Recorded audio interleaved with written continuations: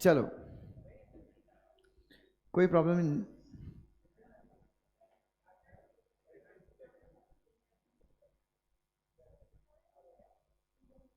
Come to Nidhi companies everyone.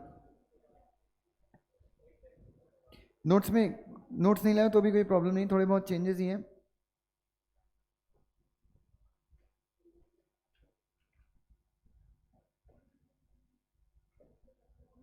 चलो, सो अगर आपको ध्यान है, निधि कंपनी डिक्लेरेशन फाइल करने होते थे 3(3)(a). किसी को याद होगा भी कि नहीं होगा, भगवान मालिक।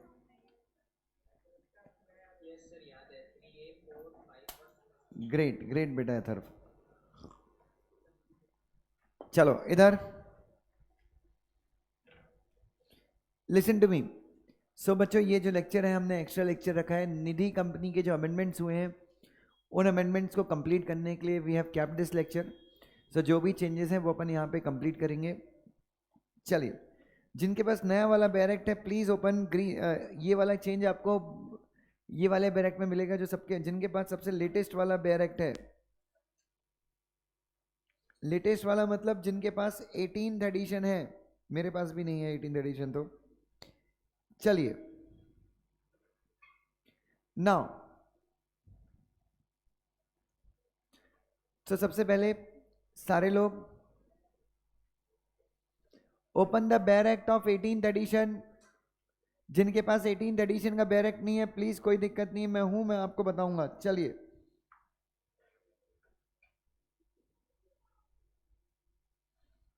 नाउ इधर देखो।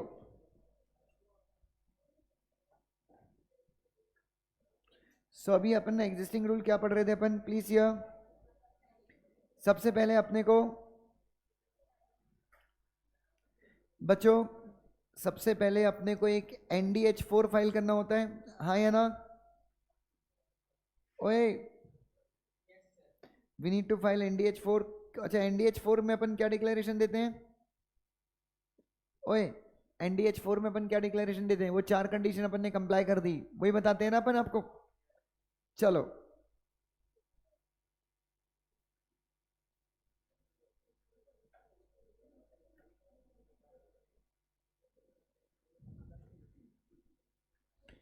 इधर देखो ना, प्लीज एक बार रूल नंबर 3 में ए में आइए सारे लोग। बच्चों प्लीज सारे लोग एक बार रूल 3A में आएंगे।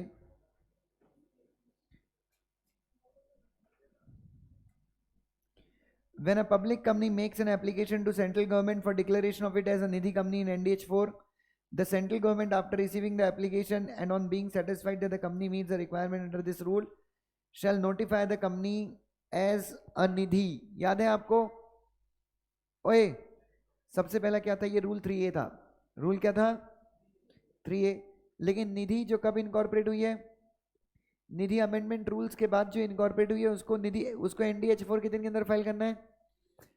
1 year from its incorporation or the period up to which extension has been granted। याद है आपको? वो सब्सिक्वेंट ईयर तक का एक्सटेंशन मिलता था।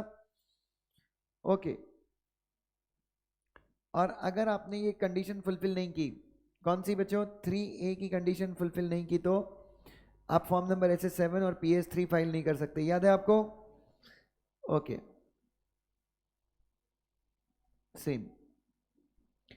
अब इधर देखिए, निधि में अपन देखते हैं क्या क्या चेंजेस हुए हैं। Basically clarification, Nidhi rules within a period of 1 year from the date of incorporation they have to ensure कि मिनिमम नंबर ऑफ मेंबर कितने हैं, net own fund ratio. But Nidhi companies were not taking these compliances seriously, तो government ने Nidhi rules amend किए। और amendment ने निधि company को 2 rules में क्लासिफाई किया था, याद है आप सबको? पहला कौन सा था? जो निधि अमेंडमेंट रूल्स आने के 2019 आने के पहले बनी है, और जो उस डेट को या फिर उस डेट के बाद बनी है। जो निधि अमेंडमेंट रूल्स आने के पहले बनी थी वो कहाँ पे कवर्ड हुई हैं? वो कवर्ड हुई हैं रूल नंबर 5 में। और जो बाद में बनी है, मतलब जो निधि अमेंडमेंट रूल्स आने के पहले बनी है, उनको डिक्लेरेशन देना पड़ता है NDH4 में कि उन्होंने सारी कंडीशंस क्या की हैं? कंप्लाई किए। कितने साल के अंदर? जिस दिन वो इनकॉर्पोरेट होते हैं या फिर विद इन 9 मंथ्स, ठीक है। और उसके बाद जो दूसरी कंपनीज हैं जो निधि अमेंडमेंट रूल्स आने के बाद बनी, उनको हमने कौन से कैटेगरी में डाला है? रूल नंबर 3A में डाला है। उनको भी बताना पड़ता है कि वो 4 कंडीशन कंप्लाई करती है कितने के अंदर? Within 60 days from the date of expiry of 1 year, yes और नो बच्चों? From the date of incorporation और within 60 days of time as allowed by regional director as per rule 5 sub rule 3। याद है क्या आपको? नहीं भी है तो कोई प्रॉब्लम नहीं है, डोंट वरी। तो ये बैकग्राउंड था, ये क्या था? बैकग्राउंड था। नाउ जो चेंजेस हुए निधि रूल्स में अगर आप देखें, सबसे पहले इधर देखिए, come to page number new bare act में 1.798 पे आ जाइए।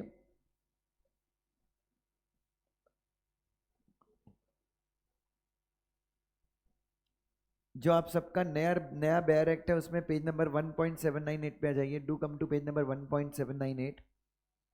आ गए सब लोग? ग्रीन वाले बेयर एक्ट में, सॉरी रेड वाले बेयर एक्ट में। और डोंट वरी, उसका जो भी एडिशन है समराइज है, मैं आपको लिखवा के दूंगा ताकि आप नोट्स में चेंज कर लें। मैं भी अपने नोट्स में क्या करूं, चेंजेस कर दूं ना। Please here, no Nidhi company which has not complied with the requirement of this rule or fails to comply with such requirement on or after commencement of what beta?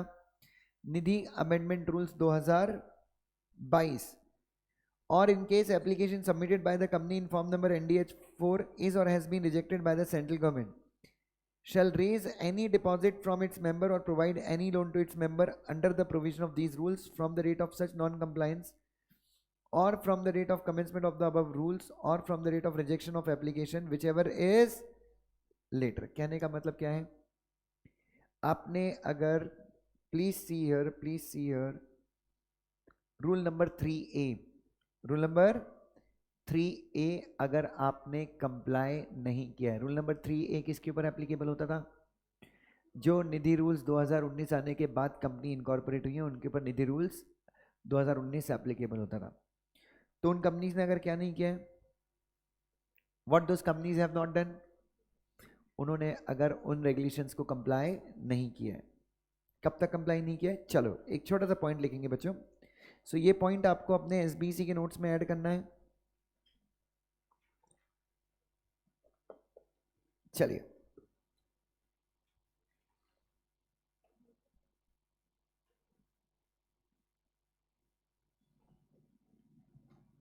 in case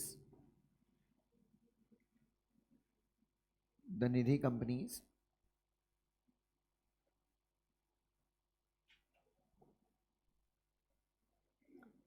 on or after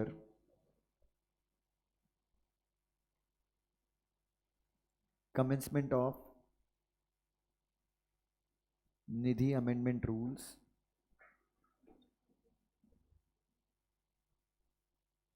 2019,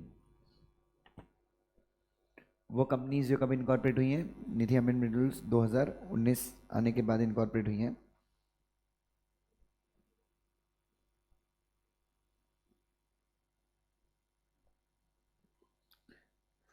fails to file form number NDH4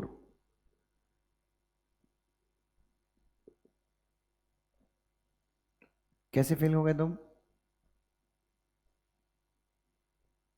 as per the requirement of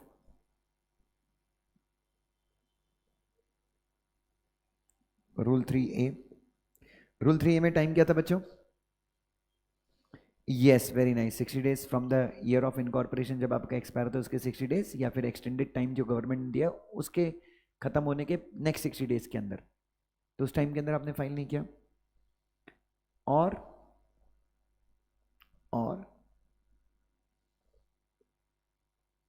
if it was filed but has been rejected by the central government, or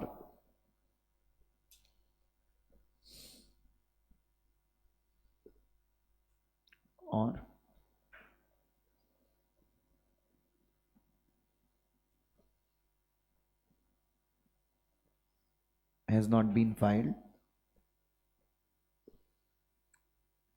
or has not been filed till the date of commencement of Nidhi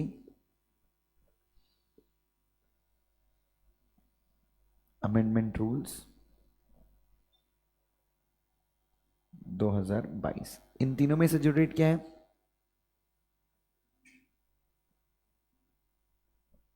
whichever is later। इन तीनों में से whichever is later। क्या नहीं कर सकती कोई भी निधि? तो इन तीनों में से जो सबसे लास्ट की डेट आती है, मतलब कोई प्रॉब्लम नहीं थी, अगर आप रूल 3A तक, रूल 3A में जो टाइम लिमिट थी उसमें भी कंप्लाई नहीं कर पाए तो भी कोई प्रॉब्लम, जब तक निधि रूल्स 2022, निधि रूल्स 2022 कब से लागू हुए हैं? 19 अप्रैल 2022 से निधि रूल्स लागू हुए नए वाले। तो अगर आप तीनों में से जो सबसे लास्ट डेट है, लेटर की डेट है, तब तक अगर आप फाइल नहीं कर पाए तो फिर आपका जो निधि कंपनी का जो बेसिक पर्पस था, क्या पर्पस था? लोगों से पैसे लेना और लोगों को लोन देना। आप ये दोनों काम नहीं कर सकते, तो मतलब आप सीधे सर्जिकल स्ट्राइक हो गई है बच्चों। व्हिचएवर इज लेटर, कॉमा, क्या करेगी बच्चों Nidhi company? Comma, next point, such Nidhi company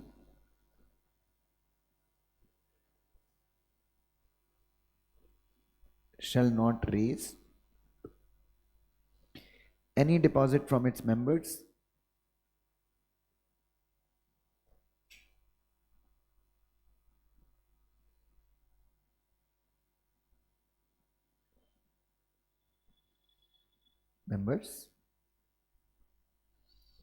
or provide any loan to its members।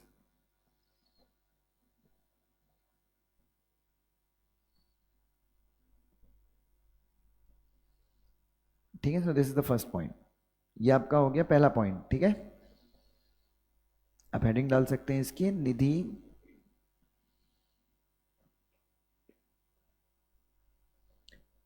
Amendment rules 2022। ठीक है, now come to the next point, और ये प्रोवाइजो है रूल 3A का proviso number 4 has been added. अगर किसी को और अच्छे से चाहिए तो दिस इज व्हाट बेटा, रूल 3A, और उसके नंबर कौन सा है बच्चे? Proviso number 4। Now please we have the new proviso as well, proviso number 5 भी आया है। सो प्रोवाइजो 5 देखते हैं रूल 3A का क्या बोल रहा है। प्रोवाइजो नंबर 5, ध्यान से देखिएगा सारे लोग। If any deposit raised by Nidhi company after the date of non-compliance or the date of commencement of the above rules or the date of rejection, whichever is later, कहने का मतलब क्या है?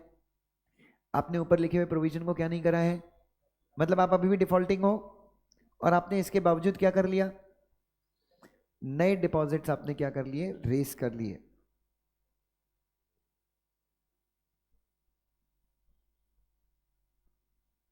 shall be deemed to have been raised in pursuance of chapter 5 of the act and shall be subject to all the requirements under that chapter or any other provision of the act or rules made thereunder as the case may be।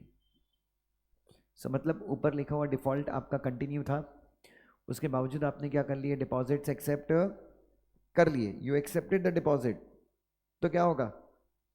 तो ये माना जाएगा कि आपने companies act के chapter number 5 का उल्लंघन करके डिपॉजिट एक्सेप्ट किया। कंपनीज एक्ट का चैप्टर नंबर 5 कौन है? कौन सा है? यस बेटा, वेरी नाइस, डिपॉजिट्स। तो अगर चैप्टर नंबर 5 का वायलेशन करके आपने डिपॉजिट एक्सेप्ट किया है तो आपको सेक्शन 76A के हिसाब से आपको जेल भी जाना पड़ सकता है। लिखिए, if the Nidhi company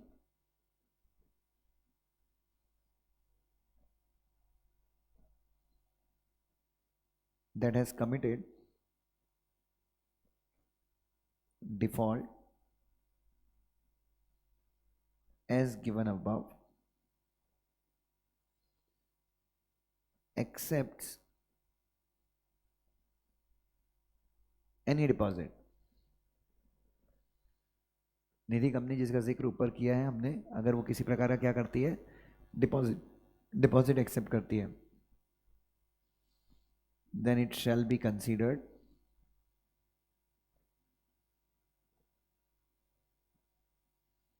that such deposit has been accepted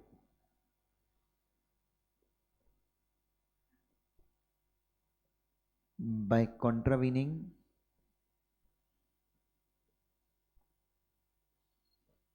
the provisions of section 73 to 76A. Sorry.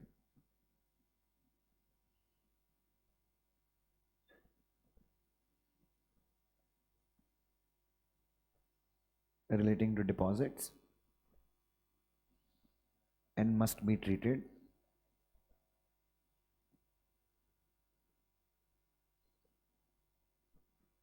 accordingly.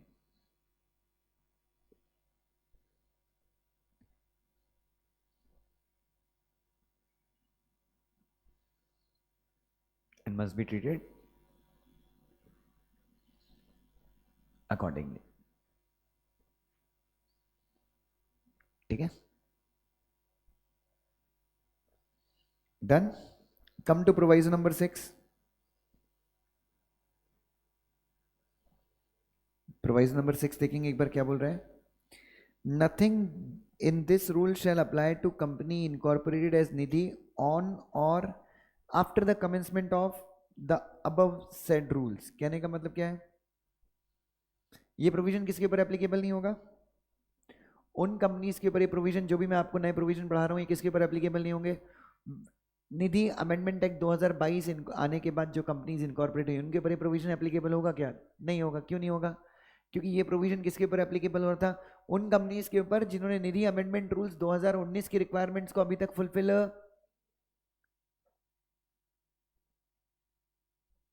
The above provisions will not apply. आज अपन ने कंपनीज एक्ट में कितने क्वेश्चन लिखे थे, 2 लिखे थे ना, तो उसकी राइटिंग प्रैक्टिस हुई थी. एसबीसी का जो भी है आज we will consider it as only writing practice. So the above provision will not apply to कौन सी कंपनी को, Nidhi companies which are incorporated after which are incorporated as Nidhi, एक minute, which are incorporated on or after the commencement of Nidhi rules, Nidhi amendment rules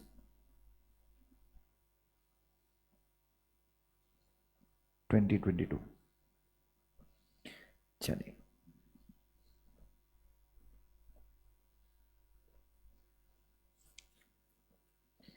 चलिए बधाई हो, एक नए rule add हो गया 3B. कौन सा रूल ऐड हुआ है, 3B. 3B पहले था ही ना, 3A के बाद डायरेक्टली 4 था. चलिए हेडिंग डालेंगे, रूल 3B.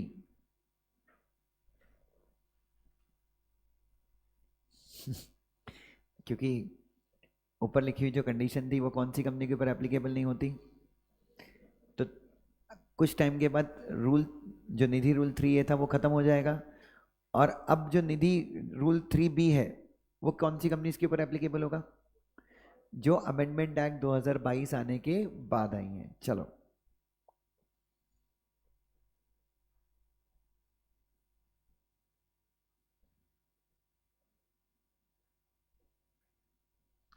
ना, on or after the commencement of Nidhi Amendment Rules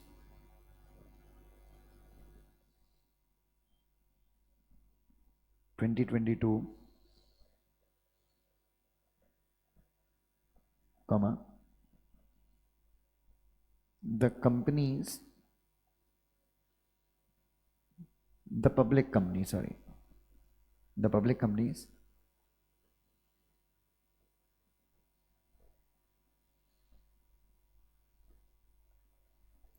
which are desirous to be declared as Nidhi, the public companies which are desirous to be declared as Nidhi shall apply in form NDH4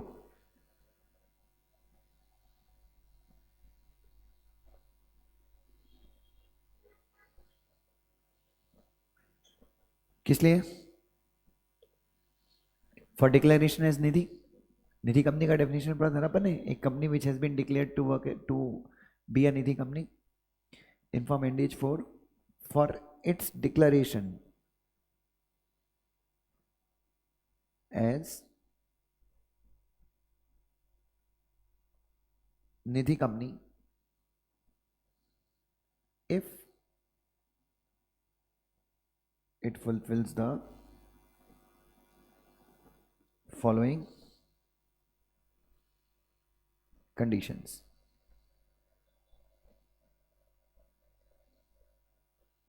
पहली condition क्या है? कम से कम कितने member होने चाहिए? Yes, पहला it has at least 200 members and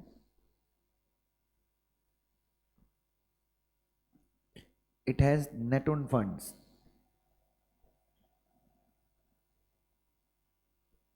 पहले 10 lakhs था शायद.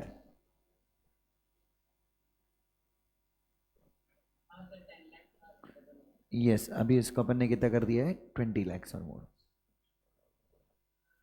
ठीक है, और नेट ओन फंड आपके पास कितना है? 20 lakhs या उससे ज्यादा है.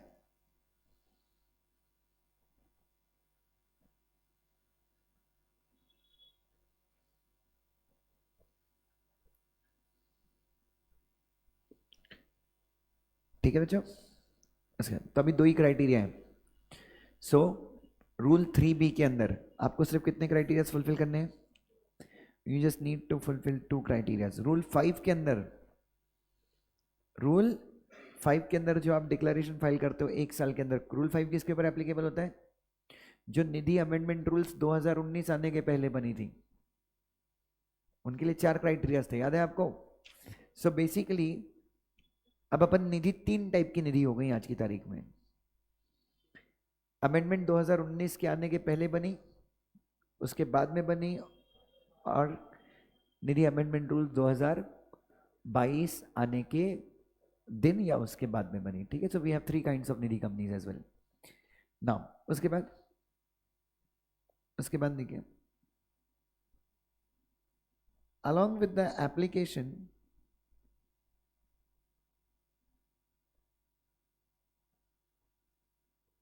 in form NDH4,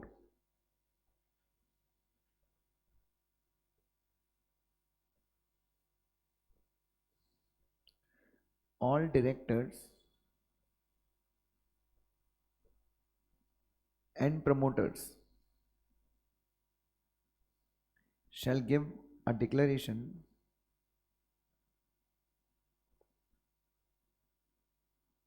that they meet सारे डायरेक्टर्स और सारे प्रमोटर्स को क्या देना है, एक डिक्लेरेशन देना है. क्या डिक्लेरेशन देना है? दैट दे मीट कौन सा criteria? Fit and proper criteria as given as given below.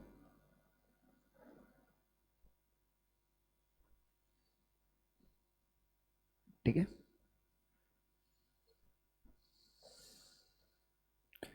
तो आपको क्या करना है बच्चों, जब आप अप्लाई करें, किस चीज के लिए अप्लाई करें, कि हमको डिक्लेयर कर दीजिए एज निधि कंपनी कितने साल के अंदर, ओए कितने दिन के अंदर, जिस दिन आप इनकॉर्पोरेट होते हैं उसके 120 डेज के अंदर जब आप बताएं, तो आपको ये बताना होता है. क्या बताना होता है? कि हमारे डायरेक्टर्स और प्रमोटर्स जो है वो फिट और प्रॉपर क्राइटेरिया को क्या करते हैं, मीट करते हैं ना. What is fit and proper criteria हमने बताया है, डोंट वरी. लिखिए.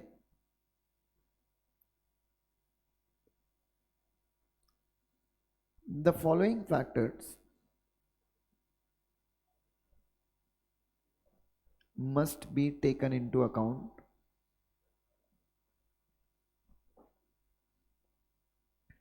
for determining का मतलब होता है पता लगाना,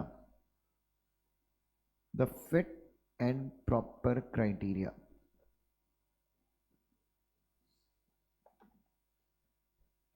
So fit और proper criteria पता लगाने के लिए आपको नीचे लिखे हुए पॉइंट्स ध्यान में रखना है. पहला,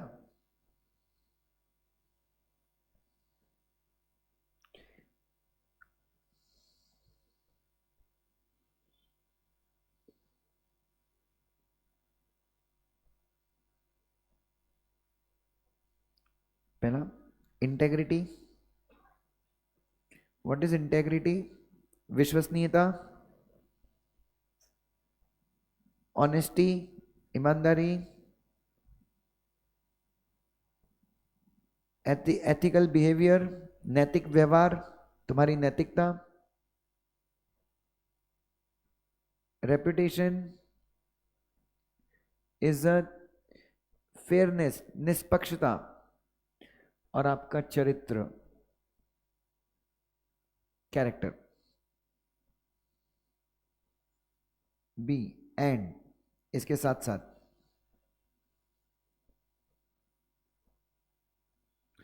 the person must not be having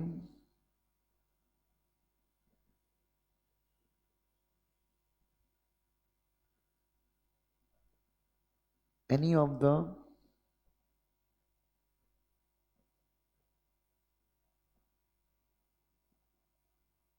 following disqualification. Plus ये सारे डिस्क्वालिफिकेशन आपके पास होने नहीं चाहिए.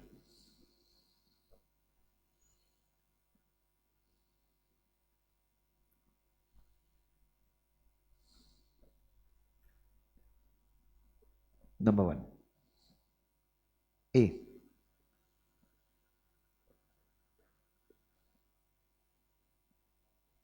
under section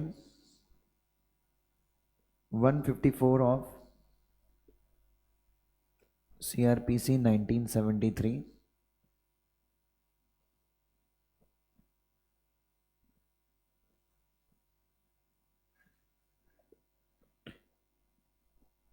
criminal complaint or information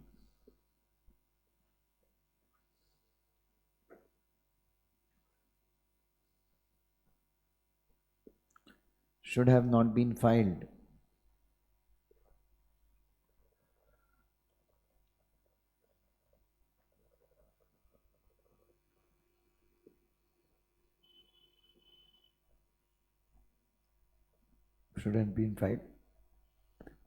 by a person authorized by central government,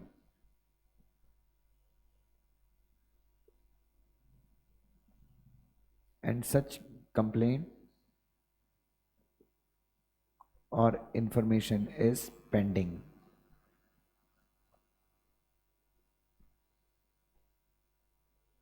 तो सेंट्रल गवर्नमेंट ने सेक्शन 154 ऑफ सीपीसी सीआरपीसी के अंदर आपके खिलाफ क्या नहीं फाइल करना चाहिए, किसी प्रकार की कंप्लेंट फाइल नहीं करनी चाहिए सेंट्रल गवर्नमेंट ने। What is 154 of CrPC?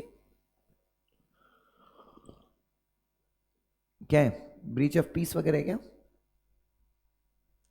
144 is curfew. 154 देखना क्या है। Second,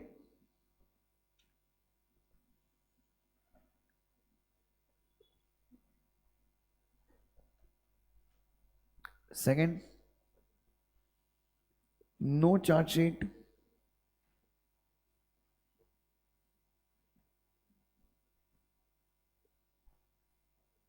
no charge sheet should have been filed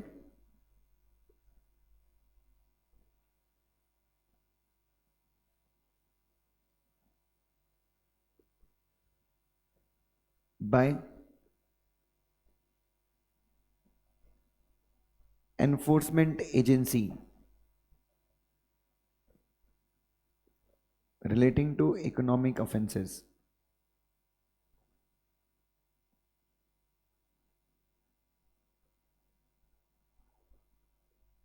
comma, which is pending. ED Sanjay Raut. तो संजय राउत अभी चाहे तो निधि कंपनी नहीं बना सकता, पहला।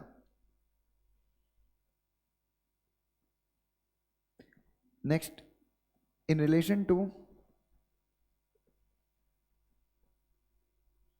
company law,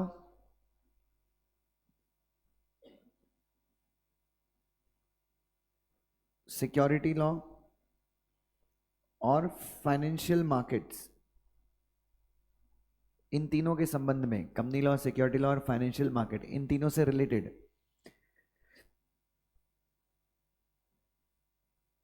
no order, no order of restraint or prohibition or debarment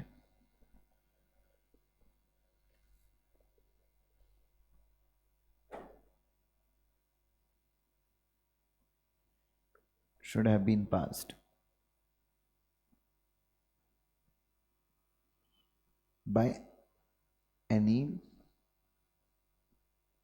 regulatory agency. So आपके अगेंस्ट स्टॉक मार्केट से रिलेटेड, सिक्योरिटी लॉ से रिलेटेड, कंपनी लॉ से रिलेटेड कोई भी प्रतिबंध, रेस्ट्रिक्शन का ऑर्डर आपके अगेंस्ट पास हुआ होना नहीं चाहिए। अगर हुआ है तो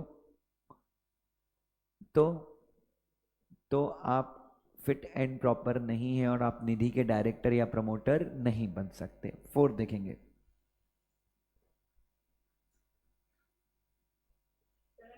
हाँ बेटा,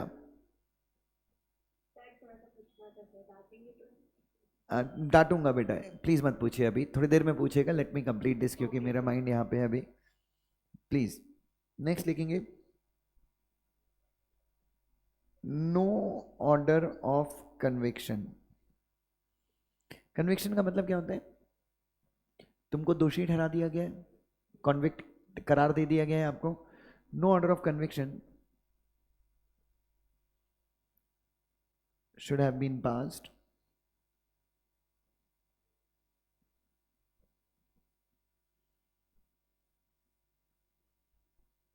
by court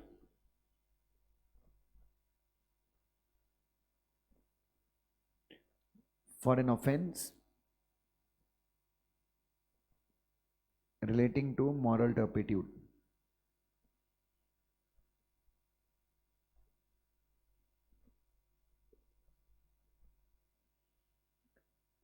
If the person is undischarged,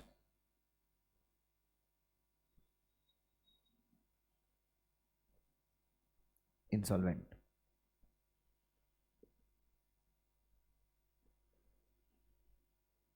If such person is found to be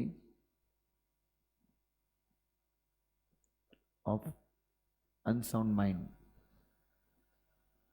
अगर उस बंदे का दिमाग क्या है, अनसाउंड माइंड का है, by a competent court, court ने आपको पागल करार दिया है.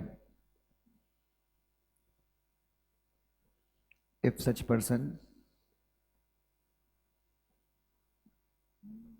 is categorized as willful defaulter. कौन है willful defaulter? आरबीआई ने आपका नाम willful defaulter की लिस्ट में लगाया. इसका मतलब आपके पास पैसे तो हैं बट आप फिर भी बैंक्स का लोन पे नहीं कर रहे हो, और categorized as willful defaulter or declared as fugitive economic offender.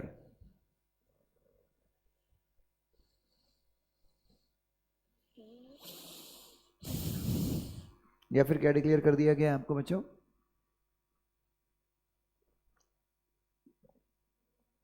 You have been declared as what? Fugitive. Fugitive economic offender मतलब इंडिया में आपने आर्थिक अपराध किए हैं, पैसों से संबंधित अपराध किए हैं और आप इंडिया छोड़ के फ्यूजिटिव, इंडिया के बाहर भाग गए. उसके बाद 9, such person, if such person, 8 थे क्या? ओ सॉरी,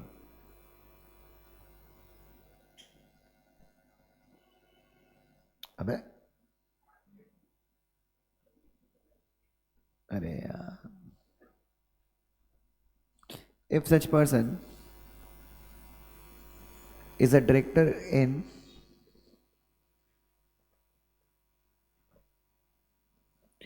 five or more, ये 5 और मोर नहीं होना चाहिए, ideally it should be 5, ideally it should be 5 Nidhi companies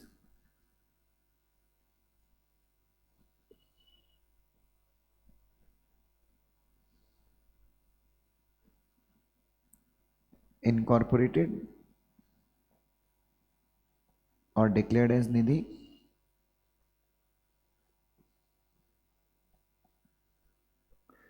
or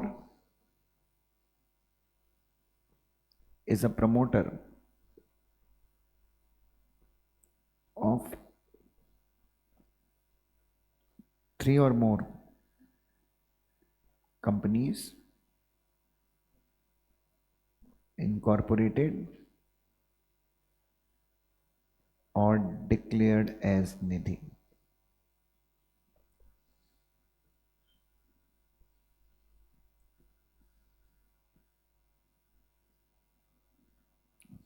ठीक है, एक मिनट, इसका मतलब क्या है?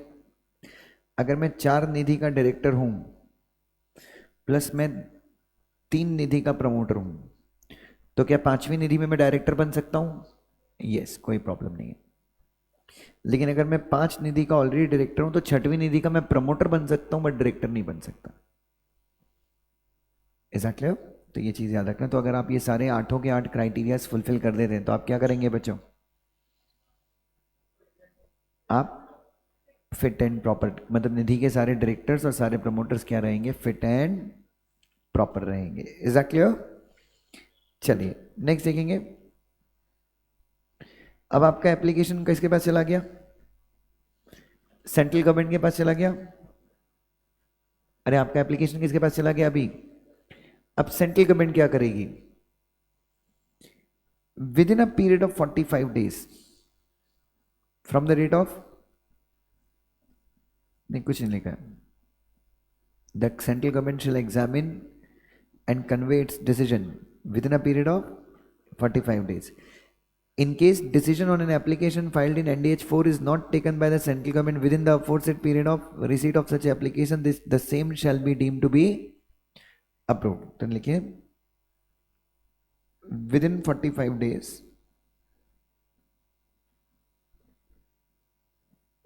from the date of receipt of the application.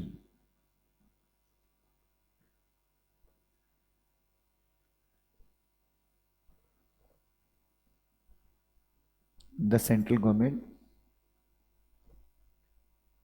shall examine and convey its decision. However, if no communication is made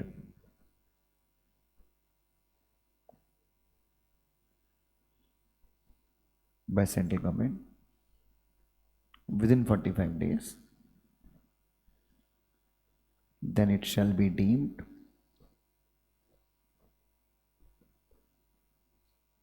that central government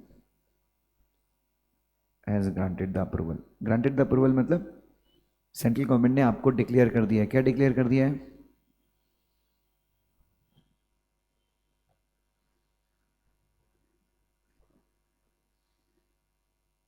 भाई central government ने क्या कर दिया है आपको? निधि ग्रांट का निधि मान लिया है. एंड इन दिस रिगार्ड, और इस सिलसिले में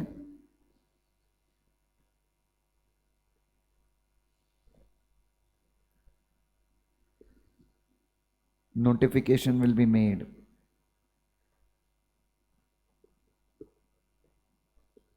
in the official gazette.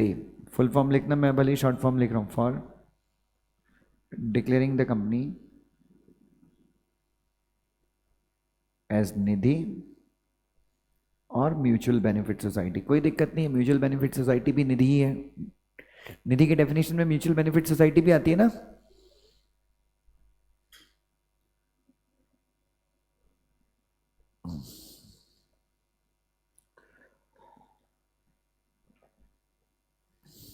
अच्छा,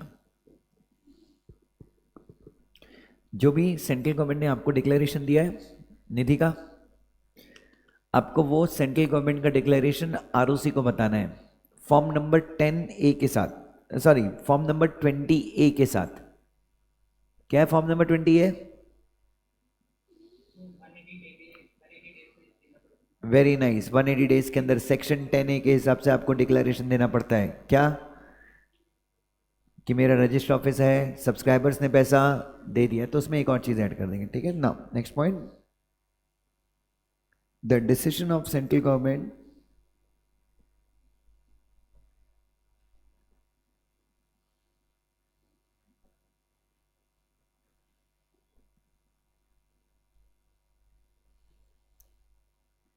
shall be filed with ROC in form number 20A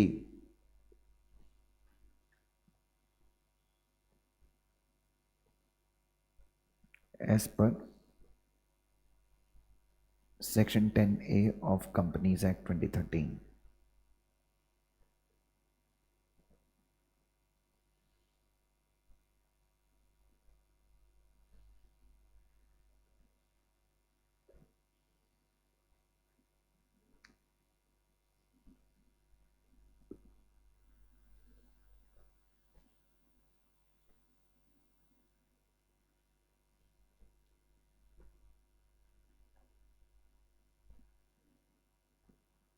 चलिए,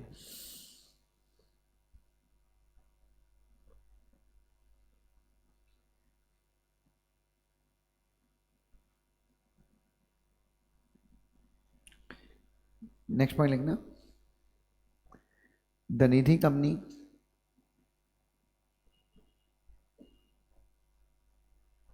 shall commence its business only when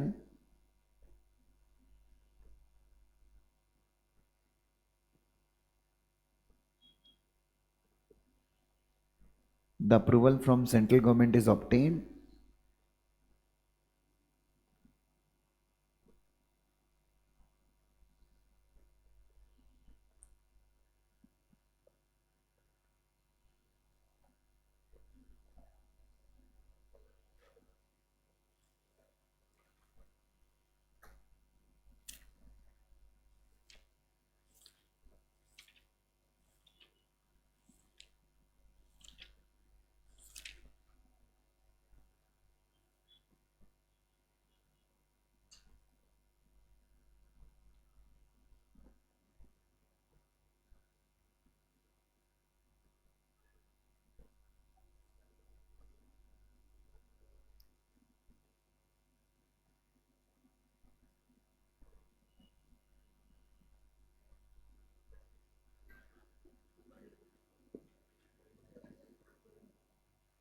please please please.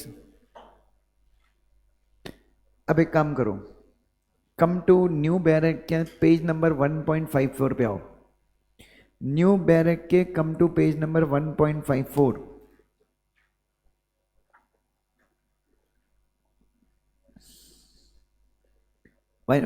आया 1.54 एकदम शुरू में है, सेक्शन 7 के पास में। जल्दी से आओ।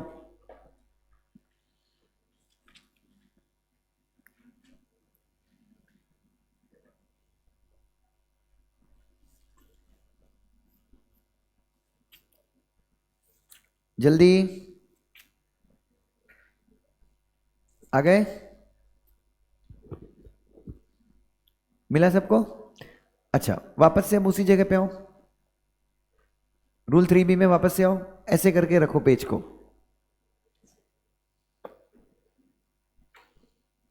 आ गए?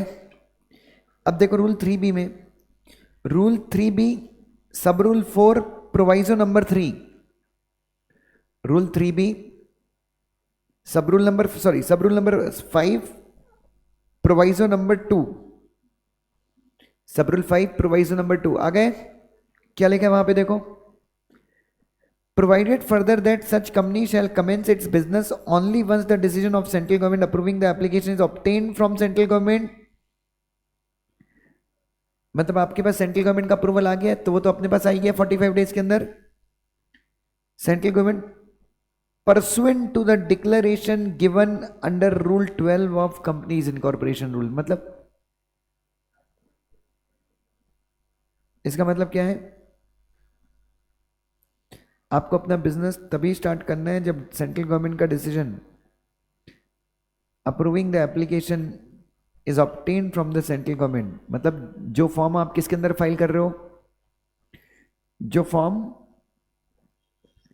आपने रूल 12 के अंदर, कंपनीज इनकॉर्पोरेशन रूल के अंदर, रूल 12 के अंदर जो एप्लीकेशन फॉर्म फाइल किया है वो एप्लीकेशन आपने फाइल कर दिया है, प्लस आपको सेंट्रल गवर्नमेंट ने क्या कर दिया है, प्लस आपको सेंट्रल गवर्नमेंट ने क्या कर दिया है, अप्रूवल भी दे दिया है।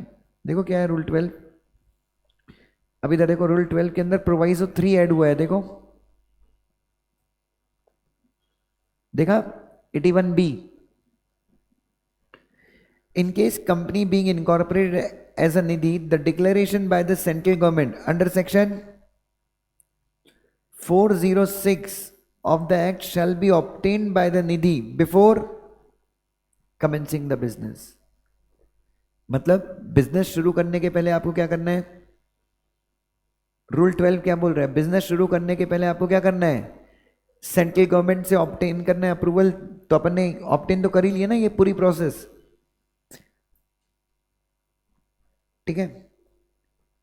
shall be obtained before and a declaration in this behalf shall be submitted at the stage of what बेटा, incorporation by the company। मतलब जब आपकी कंपनी क्या होगी, जब आपकी कंपनी इनकॉर्पोरेट होगी तो आपको क्या करना है, at the stage of incorporation आपको क्या करना है, एक डिक्लेरेशन फाइल करना है। क्या डिक्लेरेशन फाइल करना है,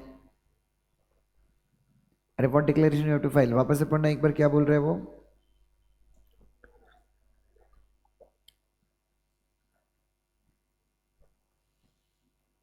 at the stage of incorporation by the company.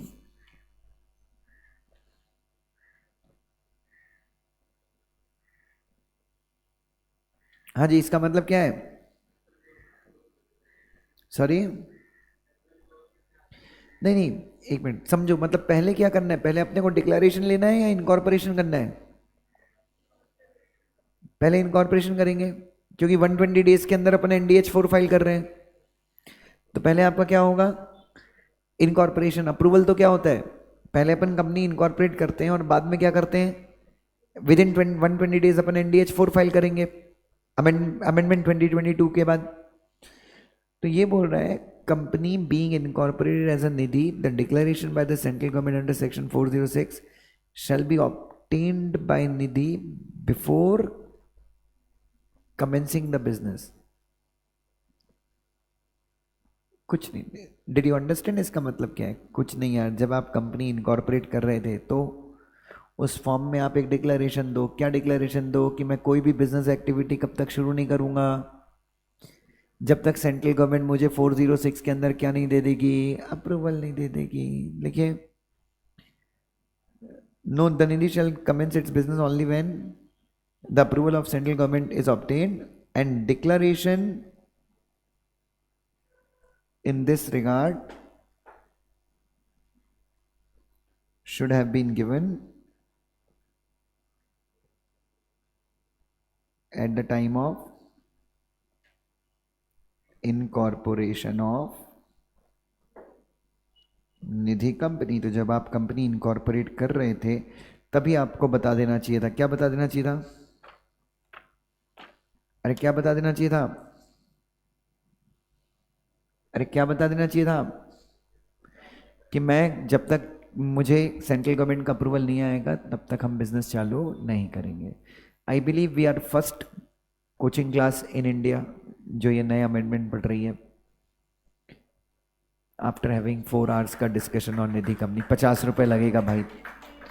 Thank you thank you thank you. But तुम लोग एग्जाम में कितना कार्य करते हो वो देखना पड़ेगा अपने को ना। चलिए,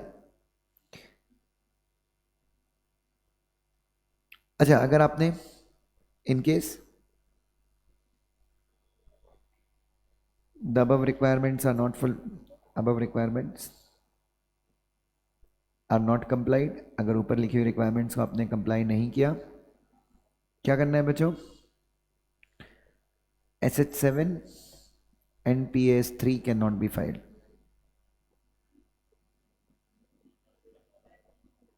SH7 मतलब आप ऑथराइज्ड कैपिटल नहीं बढ़ा सकते, PS3 मतलब पेड अप कैपिटल नहीं बढ़ा सकते। ये सुनो बच्चों, चलिए ना 56A।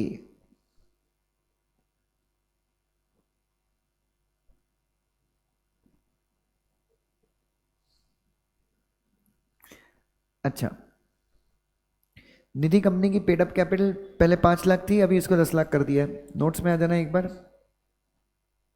लेट्स सी नोट्स में अपने को क्या क्या चेंज करने हैं।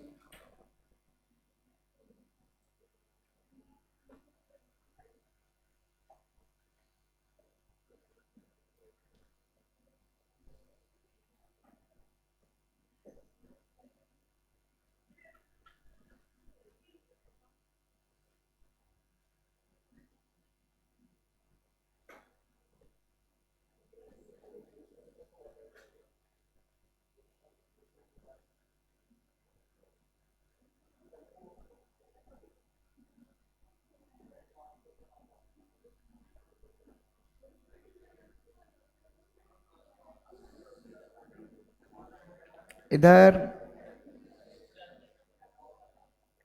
निधि कंपनी की पेड अप कैपिटल अभी 10 लाख रुपए कर दी गई। नोट्स में देखना कहीं पे 10 लाख। निधि कंपनी का पेड अप कैपिटल कितना है? निधि कंपनी का पेड अप कैपिटल कितना होना चाहिए? पहले 5 लाख था, अभी कितना हो गया है? प्लीज चेंज कीजिए उसको जहां पे भी लिखा है। स्टार्टिंग में ही है, सेकंड में, तो प्लीज उसको 5 लाख को कट करके कितना कर दीजिए? 10 लाख कर दीजिए। इधर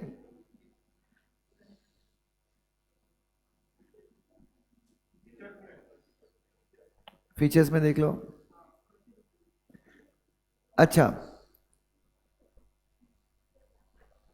उसके बाद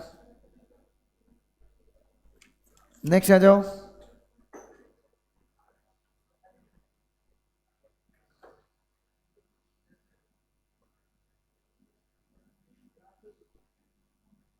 अच्छा, निधि कंपनी के नेट ओन फंड 20 लैक्स हो गए, ठीक है। और जो पुरानी निधि कंपनीज हैं, जो कौन सी कंपनीज हैं जिनके नेट ओन फंड 10 लाख थे, उनको 20 लाख की रिक्वायरमेंट को क्या करना है? फुलफिल करना है। कितने टाइम के अंदर? Within a period of 18 months. लिख लीजिएगा, the Nidhi companies are required to meet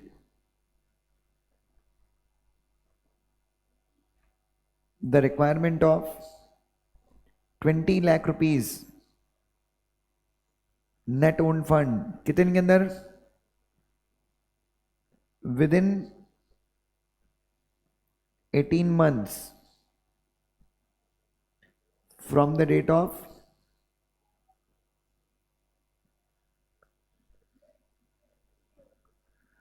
commencement of Nidhi amendment rules 2022।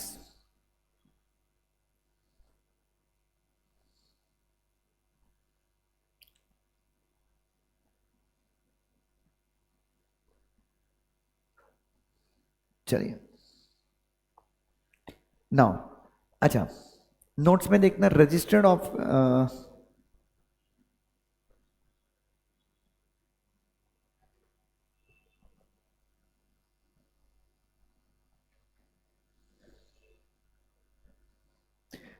देखो अपने नोट्स में ब्रांच ऑफिस के बारे में भी कुछ लिखा है। अपने नोट्स में देखना ब्रांच ऑफिस के बारे में कुछ लिखा है, निधि की लिखा है वो डिस्ट्रिक्ट वाला। चलिए सब ब्रांच के लिए क्या लिखोगे, एक ब्रांच वाले में लास्ट में एक पॉइंट ऐड कर देना,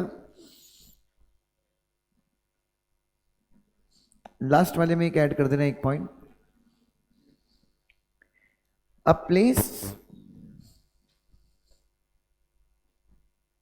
place which is not a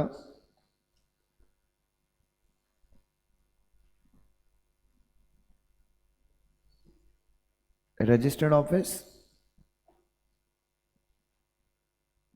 और ब्रांच, एक ऐसी जगह जो ना ही आपका रजिस्टर्ड ऑफिस है और जो ना ही आपका क्या है ब्रांच है, लेकिन फिर भी निधि अपना वहां पे काम कर रही है। Where Nidhi carries its operations, मतलब ये भी शिकायतें गवर्नमेंट को मिल रही थी कि निधि कंपनीज क्या कर रही है, उन जगहों पे भी अपनी बिजनेस एक्टिविटीज करती है जो उनकी ना ही रजिस्टर्ड ऑफिस है और ना ही उनका ब्रांच ऑफिस है, कॉमा शैल बी क्लोज्ड, उनको बंद करना है विद इन 6 months। कहां से, from the date of commencement of Nidhi amendment rules 2022।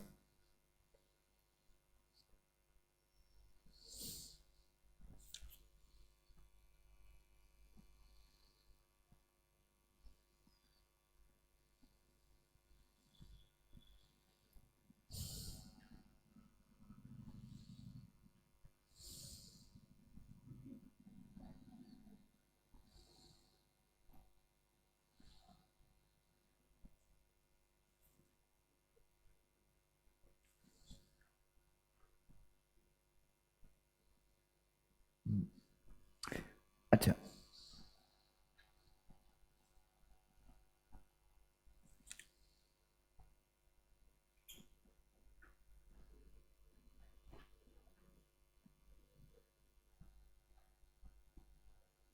Next, loan by Nidhi company, next page खोलना, नेक्स्ट पेज खोलना, लोन्स बाय निधि कंपनी खोल लिया सब लोगों ने, उसमें एक पॉइंट ऐड करना, अगर जॉइंट शेयर होल्डर्स है निधि कंपनी, आप सबको अपने मेंबर्स को लोन देती है, अगर निधि कंपनी के जॉइंट शेयर होल्डर्स है, कौन से शेयर होल्डर्स हैं, तो लोन किसको मिलेगा, हुज नेम अपीयर्स फर्स्ट, ठीक है। लिखिए लोन वाले में एक पॉइंट ऐड कीजिएगा, in case of joint share holders loan shall be provided to the member whose name appears first in ROM। Joint share holder के केस में उस बंदे को लोन मिलेगा जिसका नाम रजिस्टर ऑफ मेंबर में क्या है, पहला लिखा हुआ है।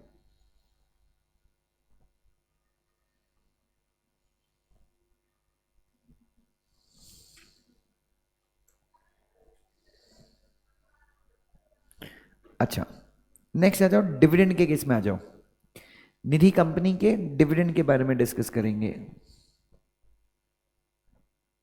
कोई है जो ये सारे अमेंडमेंट एक नोटबुक में लिख रहा है?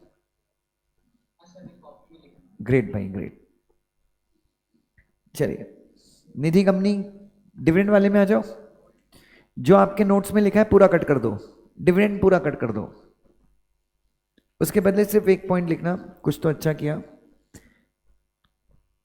एक पॉइंट लिख लेना, Nidhi shall not declare dividend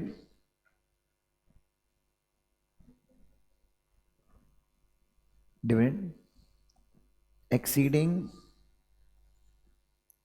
25% in a financial year. So अगर आपके पास 10 रुपए का शेयर है तो मैक्सिमम कितना रुपए डिविडेंड मिलेगा आपको? 2.5 रुपए। 25% से ज्यादा डिविडेंड निधि डिक्लेयर कर ही नहीं सकती, चाहे कुछ भी हो जाए।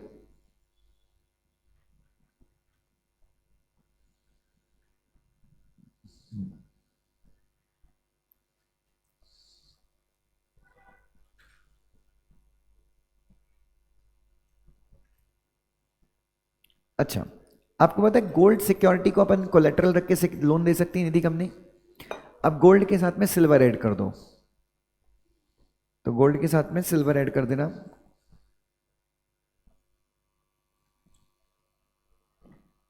गोल्ड के साथ में सिल्वर ऐड कर देना,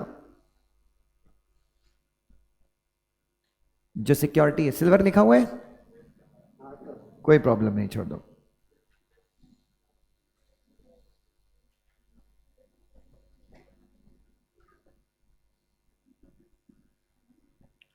चलिए सो बच्चों, थैंक यू सो मच। अपन ने यस आज के लिए इतना ही पढ़ेंगे, जल्दी हो गई तुम्हारी छुट्टी आज। सो निधि कंपनी के सारे अमेंडमेंट्स अपने हो गए। मेरे दिल के ऊपर बोझ था कि मुझे अमेंडमेंट कराना था। हाँ, एक मिनट, ये जस्ट एडिशंस हैं और थोड़े बहुत चेंजेस हैं। जो अपन ने 4-4.5 घंटे निधि के ऊपर डिस्कशन किया था वो सारा कुछ रेलिवेंट है। उसके अलावा ये चीज़ें ऐड हो गई, नया रूल आ गया और थोड़ी बहुत चीज़ें क्या हो गई हैं, चेंज हो गई हैं। ठीक है, चलिए thank you so much. Please अपना ध्यान रखिएगा ऑनलाइन वाले बच्चों। निकिता कुछ बोल रहे थे आप?